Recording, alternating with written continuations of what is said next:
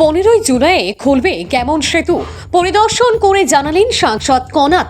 15ই জুলাই খুলবে গ্যামন সেতু। শনিবার কাঠিগড়ায় বরাক নদীর উপর গ্যামন সেতু সংস্কার কাজ পরিদর্শনকালে রাজ্যসভার সাংসদ কনাথ পুরকায়স্থকে এমনটাই আশ্বস্ত করেছে NHIDCL কর্তৃপক্ষ। বিভাগীয় আধিকারিক বলেন, যুদ্ধকালীন তৎপরতায় চলছে গ্যামন সেতুর কাজ, এখন প্রায় শেষের পথে। 15ই জুলাই সেতু দিয়ে যান চলাচল করতে পারবে।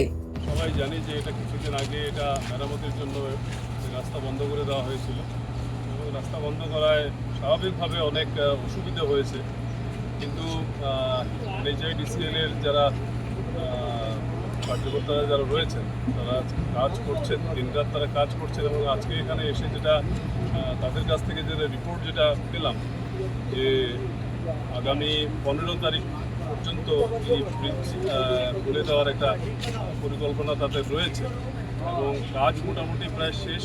কিছু কিছু অল্প অল্প কাজ রয়েছে এবং সেই কাজগুলা ওনারা করছেন। উনি জিজ্ঞেস করেছিলাম যে সেটা 15 তারিখে খোলা সম্ভব হবে কিনা, তো ওনারা আশা প্রকাশ করেছেন যে 15 তারিখে খুলে দেওয়া যাবে।